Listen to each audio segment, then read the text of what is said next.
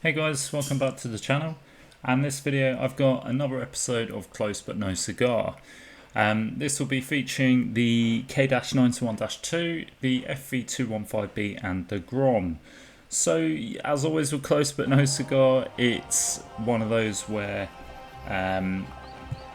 will be based around games where, as the title suggests, close but no cigar. So we'll kick off with the K-91-II, and the equipment running on this tank is we've got optics, first stabs and gun runner.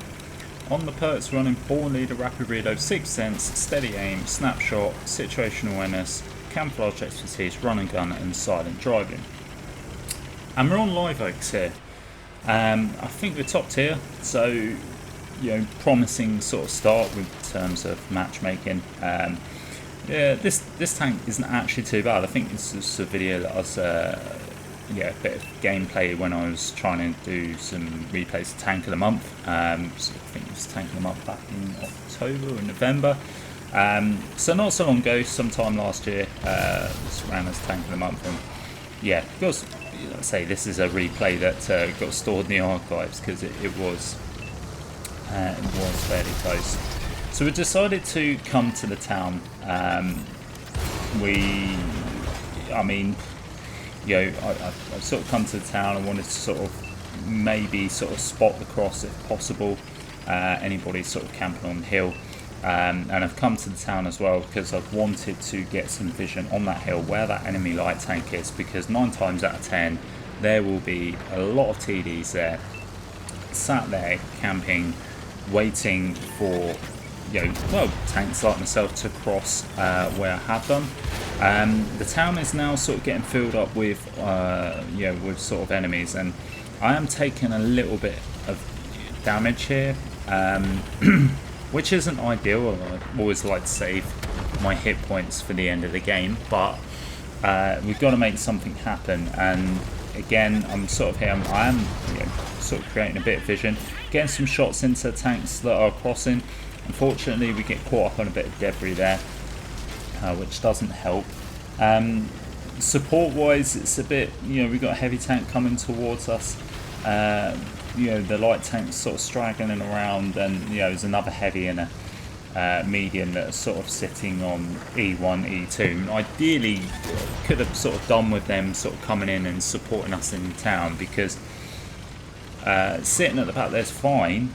But as long as you're actually shooting, you've got targets to shoot at, and from what I can see, unless they've got shots in anything that's in the town, which I don't think they have, it's kind of a bit of a, it's not really a great position for them to sort of be in, and sort of, it'd be good if they could sort of, I think the idea really should be get in the town and clear out these, clear out the town as quickly as possible. Then what you want to do is you want to push up to sort of the cap, and I guess you could put cap pressure on, but if you wanted to sort of clear out, which is the more ideal situation you want to be doing, is you sort of be getting up behind, obviously clear the tanks out on the right hand side on that hill, because they could have shots on you potentially if you're crossing the A line. But sort of getting to the end of the town here, I'll be able to spot them up, and then then potentially sort of tanks that are, or tank destroyers that are camping on our little ridge where our light tank is, would be able to take them out. Live Oaks generally is a map, I don't mind it. It's not a bad map, to be honest. I think it's relatively balanced in terms of for the majority of a majority of the classes. Your heavy tanks, your TDs, obviously heavy tanks and brawl in the town. Your tank destroyers have got those little sort of campy ridges where they can sort of pop up and get shots and stuff. Light tanks can spot either ridge.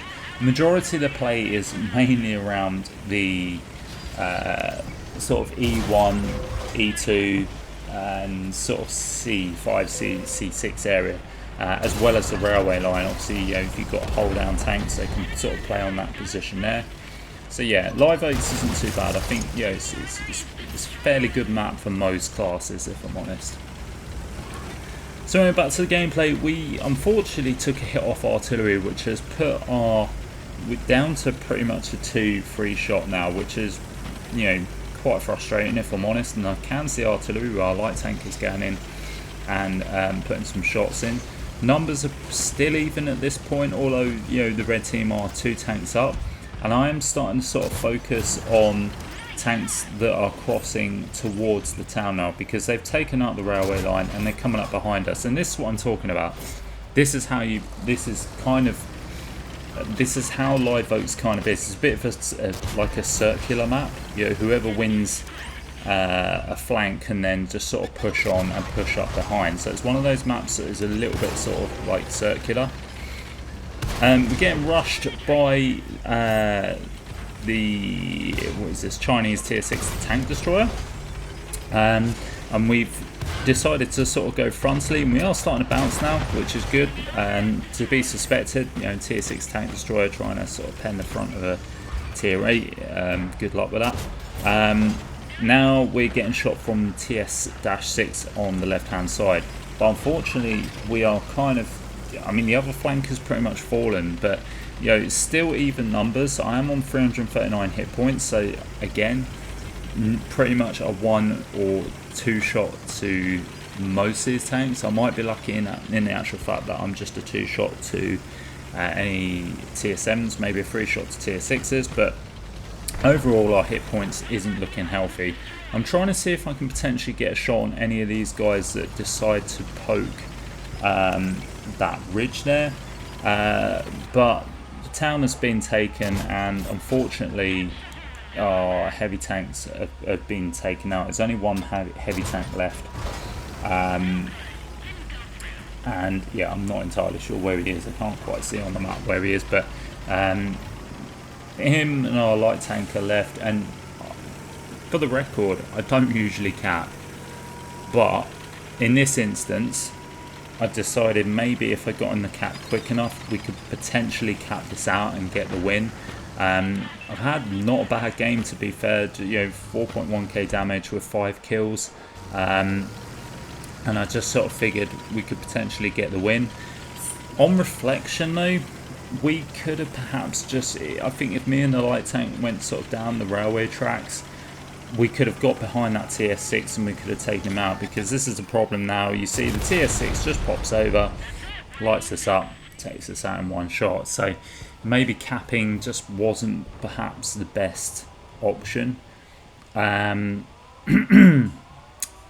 don't know what the outcome would have been if I'd sort of gone down the railway tracks on my own. Pretty sure the tier 5, tier 6, can't remember what it is. Pretty sure the enemy tank destroyer would have spotted us up anyway and still would have taken us out. So I think it was kind of a foregone conclusion, but yeah, unfortunately that's just the way it is. But there we go, we picked up 5 kills, 4.3k damage, you know, a decent result. Just unfortunate, the team just couldn't you know, just couldn't quite sort of do a little bit more to perhaps make the numbers a bit more or make the game a little bit more in the balance for us. And again, like I say, maybe I shouldn't have capped, but anyway, we're on Nebelberg now, and we are running Vert Stab's gun rammer and the fire suppressant on the FV215B here. And on our perks we're running Born Leader, Rapid Reload, 6th Sense, Steady Aim, Snapshot, Situational Awareness, Trap Mechanic, Run and Gun, and the Fire Extinguisher perk. So yeah, the FV215B, one of the very rare tanks that I do run sort of firefighting equipment on. Why? Because it's notorious for being set on fire. Anybody that's played this tank will know it's just a rolling barbecue. As soon as you get shot in the front, 9 times out of 10 you will get set on fire. They'll hit your fuel tanks or your engine, and you'll just spontaneously combust into flames. So it's not great for that. However, it is such a gem of a heavy tank. The gun is phenomenal on it. It's ridiculously good accuracy on this gun, and you know, you could probably get away with actually not running Vert Stabs on this, or you know, you could go for some other alternative equipment slot, some equipment pieces if you wanted to, because the gun is very, very good on this. The turret traverse is superb. Even the whole traverse is pretty nice as well. So the mobility is half decent for a heavy tank. You do feel like you move around quickly. You can angle up very quickly as well. It's much of a side scraper. Don't rely on the side armour because it can get pain. It has had a bit of an armour buff to its sides in the last year or two. But yeah, it's not a renowned side scraper, so yeah, I wouldn't rely on it. But like I say, you can turn in and you can hide yourself quite quickly, which is quite nice. Because like I say, you can just sort of get into the cover real quick if you sort of pop a shot off there, which is what we've done. Now we're facing up to an IS-4 who's also side scraping, and the IS-4 is just an absolute god at side scraping. So I've decided, no, I'm not going to get involved in that engagement at all. That is a fight that, yeah, I'm not going to win. If we're just trading off through side scraping, the IS-4 is going to win every time. It is phenomenal at side scraping. So I've decided to move around. I can see some friendly tanks are engaging on the left hand side, so I've decided to go around to the right and see if I can squeeze some shots in. We get a shot through the back of the IS-4 there. The IS-4 has now been, forced to sort of push forwards. I'm going to push around. I'm going to try and see if I can perhaps sneak another shot into the rear. And now this time I sneak a shot into the Object 705. The 705 is now turning his turret towards us. He's in a little bit of a crossfire with that light tank. We've also got the medium tank helping us out. We do squeeze another shot into his side, but he does get one into us, and you can see there damages our fuel tank. So again, we have to be careful. Now we're getting shot from the hill by something else, but now this Sturm Tiger has gone rushing in. I'm going to take this opportunity to take out the 705A, and now we're going to push around because I don't want to keep getting shot from that tank destroyer on the hill, and we're going to basically just bully the hell out of this IS-4. Sturm just goes like flying in, just just squash him, just keep him tracked, which is the right thing to do. This is a good move. I'm just going for his track wheel anyway because I've got a fantastic reload. I want to keep him in place, but the Sturm is trying to equally bust his tracks as well to keep him in place. And that's a good technique to do when you have a tank like the Sturm or anything with a long reload. If something's tracked and you want to track it in place, just keep nudging its edge of its sprocket wheel with the front of your tank. Try not to use your tracks because you will more likely end up tracking yourself rather than them. Always have that happen. Yeah, and you don't want to do that. So we snuck a shot into the Death Star there, and I think that is the tank we actually bounced. So we got very lucky there. We bounced 1150. That's definitely a Death Star round. So we were very fortunate when we bounced that round whilst we're in the engagement with the IS-4. Now you can see the game is quite level. It's the enemy team is 2 tanks up. Map control wise, it's not looking very good for us. We've got 2 tank destroyers on the usual suspect hill, covering the base, which is fine, but it's one of those where if you're not shooting at anything, you're just better off relocating, because otherwise you're just going to be out of the game and you're not actually helping your team by staying in one spot. The Centurion AX decides to just get a bit sort of excited and just goes charging in, missing his shots for absolutely no reason. But that's fine because that gives us the opportunity to take him out. We're on to 4.1k here and we've got 3 kills. Now I'm being very, very cautious. I know that FE, that Death Star is sitting at the top there. And I was trying to see if I could potentially poke and maybe sort of get a shot into that heavy tank, or at least try and sort of spot up that hill where the Death Star is. Anything really to just try and move this game along. I think the Death Star's just taking a shot at our friendly heavy tank. I wasn't pushing him into enemy fire, by the way. I was going to try and squeeze through. I was potentially thinking about making a push. I thought better of it. Yeah, at this point I'm just sort of trying my options really. We get tracked by something else that's sort of sitting on the hill. I'm not sure what that tank is, and at this point I've decided, you know what, I'm going to fall back. I don't really know what's on that hill. I don't want to take a shot off of the Death Star. I want to get into a position where I can help my team. So yeah, we've got a tank destroyer in the town, which seems to be lighting up that heavy tank. We've also got a heavy tank there, or again, I think is probably more likely doing either one of doing a spotting job of that heavy tank. I want to get in a position where I want to get shots onto that enemy heavy tank, so at least I'm sort of doing something, because where I am, I'm just, I'm not doing anything. I'm just poking, I'm getting lit, getting targeted, and I'm potentially at risk of getting shot. I've still got majority of my hit points, so I can trade if needs be. Unfortunately, our Sturm Tiger gets taken out there, which isn't great. And like I said, maybe I should have moved to the spot a little bit earlier, because now I can potentially get shots into tanks down below here. I'm also bearing in mind I've got this cover as well, so if I do take a shot and I get lit, I can get into cover. Do take the shot there, but there's a bush in between us, so actually we don't get lit, which is really nice. Now we take a shot at the Death Star here. I'm going to try and see if I can squeeze another one in, but yeah, we managed to get one in, so that was quite lucky there. He then backs off, and yeah, we are, yeah, he gets unlit. So it's a bit of cloak and dagger here. I'm asking the heavy tank to fall back, because if I'm honest, I'm just kind of happy to let the red team sort of take the town, and perhaps they might get sort of, a little bit overconfident and start pushing through, thinking that they can spot up the hill. We can perhaps set a trap here, but it looks to me like our friendly FV215B has kind of got bored and has decided he's going to take matters into his own hands, and I think he's going to try and take out the Death Star, which is fine. That's his call. But again, I'm just going to sort of be patient here. I don't want to go rushing in. Now we spot this TVP VTU that is crossing out in the open. I'm going to try and see if I get a shot. That was just very, very poor aiming there.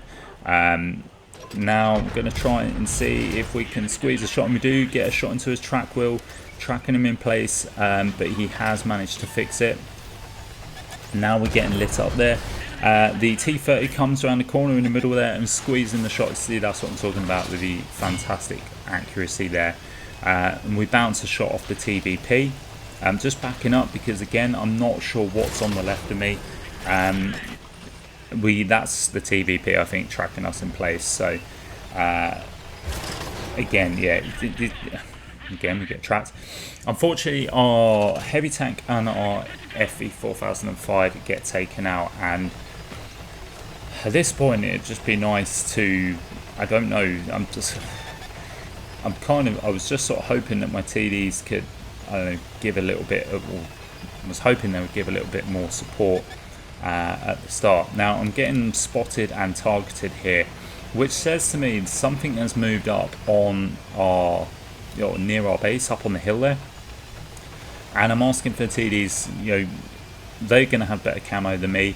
They could potentially move up and spot up this tank destroyer or whatever is out spotting me up on that hill. But I thought, what, I'm going to go there myself. Managed to actually find the enemy tank destroyer that's up on that base there, and a slapper shot in, picking up my 5th kill. I'm still getting spotted and targeted though. I'm not sure where from, and then spotted and targeted. Oh, look at that, it's a Ruthless, just RBRTs straight into me and sets me on fire. And yeah, that is very unfortunate there, and that's just all my hit points gone. But that's the Ruthless just sort of penning us, and doing the maximum amount of damage. Fair play to him. Yeah, but there we go, that is it. And yeah, we get taken out. We had half decent game though, to be fair. Picked up some nice damage, got a couple of kills, but yeah, just unfortunately didn't manage to get the win. But we'll move on to results screen, guys, and we'll see how we done.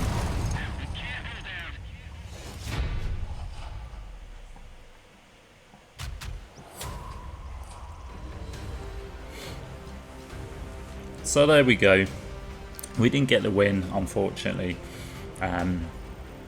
But like I say, it was quite a hell of a game. Picked up 5 kills, just under 6k damage. Managed to block 1400 as well. Probably would have been the first class if we'd won that, and picked up the high caliber medal anyway. But yeah, again, just unfortunate turn of events, which meant we didn't quite get a win. Had I sort of known where that Ruthless was, I could potentially have got in a better spot and countered, but unfortunately it just wasn't to be. Anyway, third replay, we've got the Grom, who we're running the gun rammer, camo net and advanced gun lane drive. And we've got Born Leader, rapid reload, sixth sense, steady aim, situational awareness, camouflage expertise, muffled shot, silent driving and run and gun on the Grom. Actually, just pointing that out, I would probably change the run and gun, to be honest, to another perk.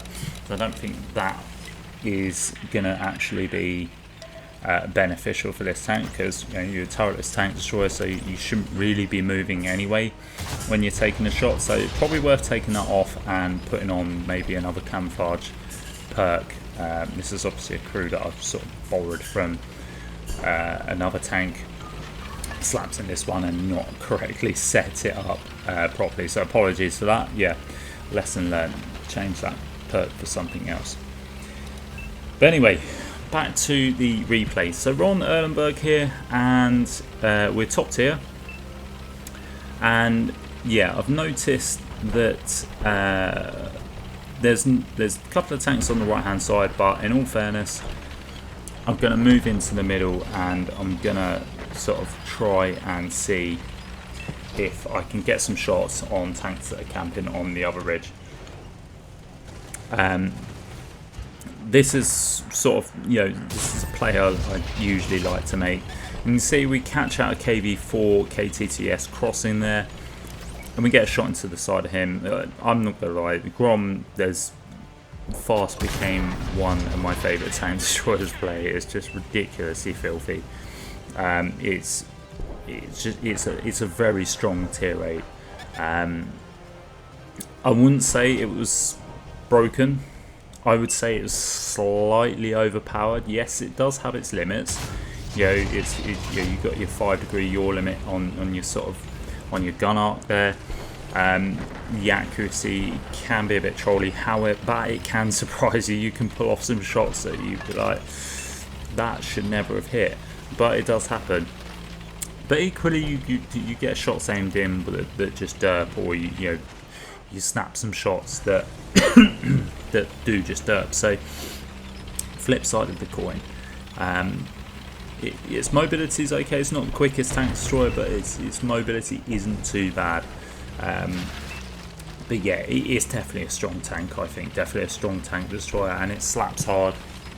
750 alpha per shot with I think 1600 meters per second shell velocity on your premium rounds, 1500 on your standard. It is very, very capable. So anyway, we've got a few shots into some tanks, but we're just sort of relocating around to the middle now, because we notice our medium tanks are getting overmatched.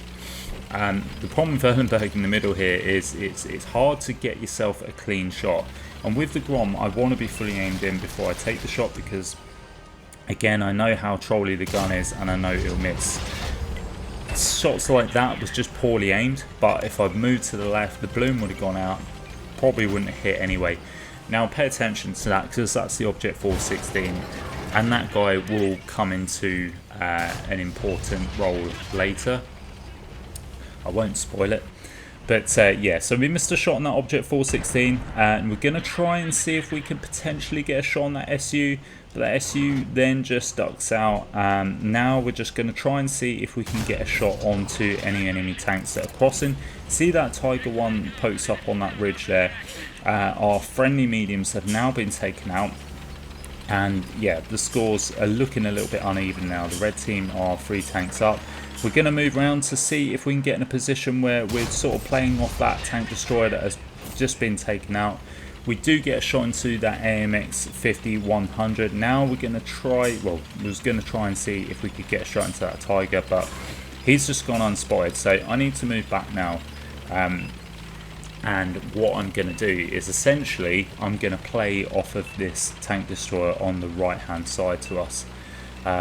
because I know there's going to be tanks crossing. They're going to try and sort of get into our base, or they're going to try and come up behind us. So I want to basically get into a position where I can punish that cross and effectively defend the base.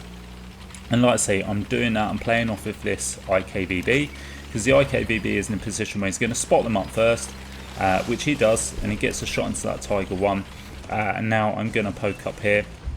It's a little bit risky because I will more than likely get lit up for when I take the shot.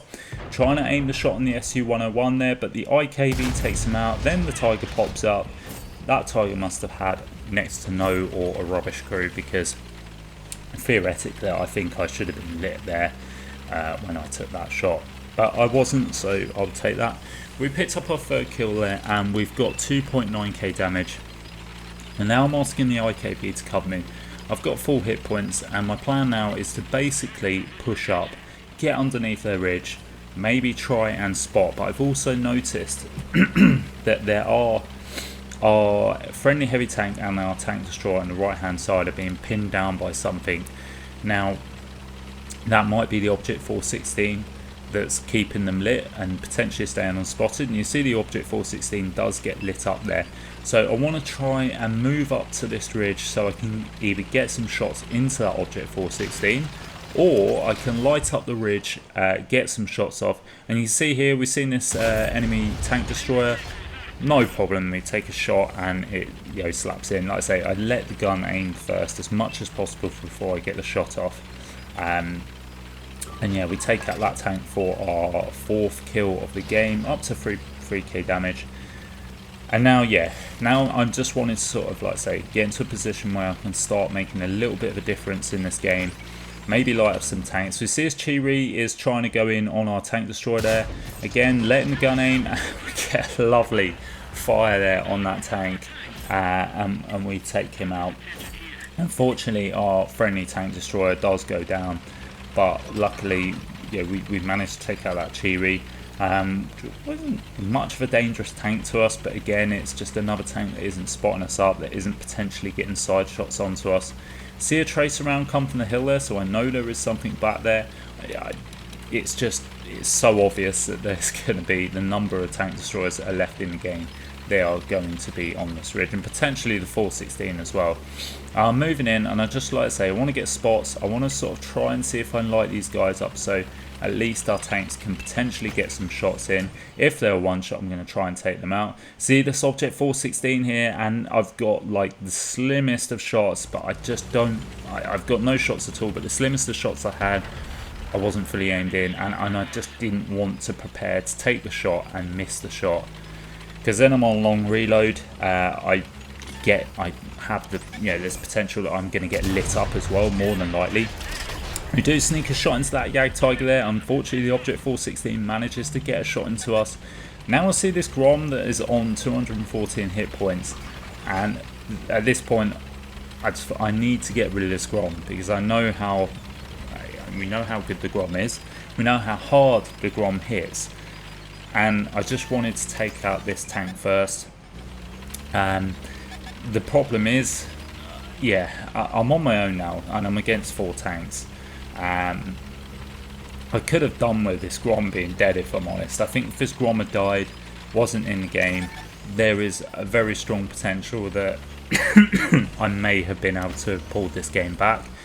The Yag Tiger 88 comes in, and I managed to shut that guy down. Now the Grom knows that I've shot. He's going to come round. I'm going to try and see if I can potentially dodge the shot, if he's going to take the shot.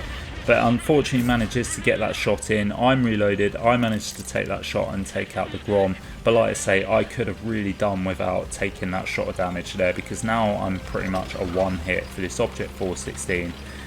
I was going to rush in. The Object 416 is a one shot. Now remember earlier I missed the shot on him. Yeah.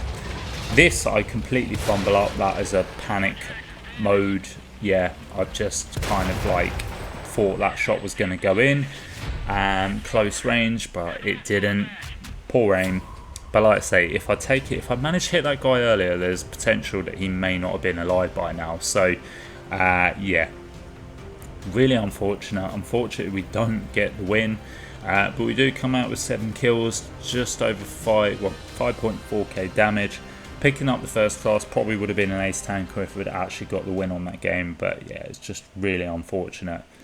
And yeah, if I played that a bit differently, maybe I could have changed course of events. If I penned the Object 416, would have been one less tank to worry about. Yeah, hindsight's a wonderful thing. But anyway, guys, that is it for the video. I hope you enjoyed it. If you did, please feel free to leave a comment on it. Like and subscribe always does help the channel. And as always, guys, I'll catch you next time.